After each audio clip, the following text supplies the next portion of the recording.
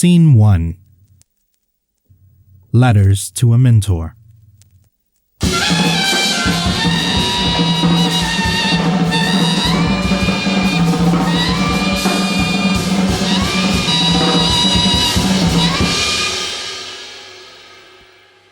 Winter.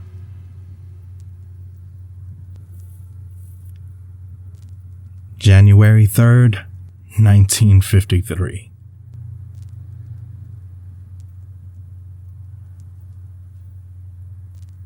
My friend and mentor, Alan Luck. It is late afternoon on the east side of Harlem, and my dining room has never felt so small. Outside, folk gather in protest of my collection of literary works. From the look in their eyes, it looks like a lynch mob.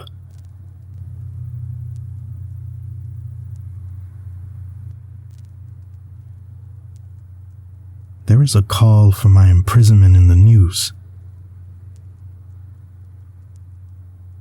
More like banishment. Did you hear what happened to Paul Robeson?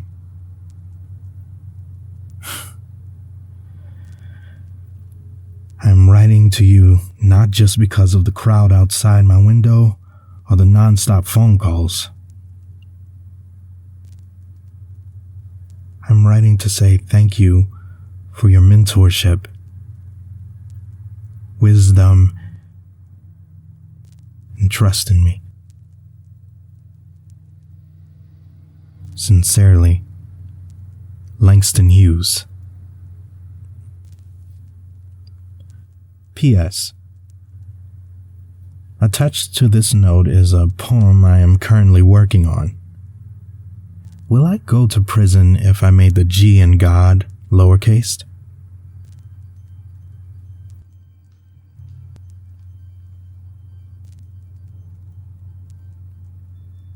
Something is rotten in the state of Denmark. And so when I speak, my tongue is of revolution. The essence of my very being is revolutionary. The radical exists in me, therefore I am Hamlet the radical. Hamlet the radical. None other than a black-born native of the earth.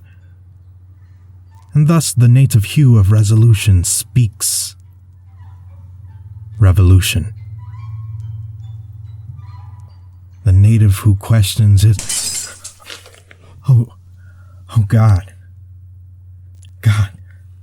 God, oh God.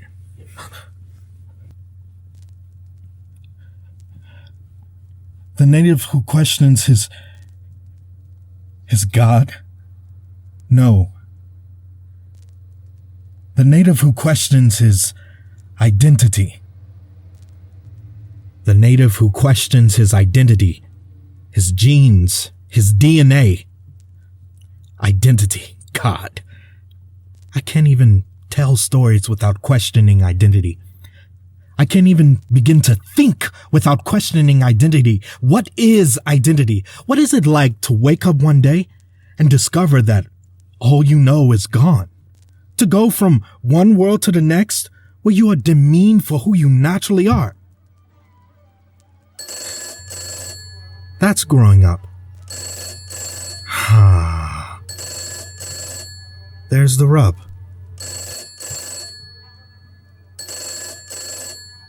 Shit. Look, you can't keep calling my house. I already have your letter. God, I'm tired. Sorry you've caught me at a bad time when my mind wanders. They are protesting my poem Goodbye Christ outside of my apartment, harassing phone calls, and now a letter.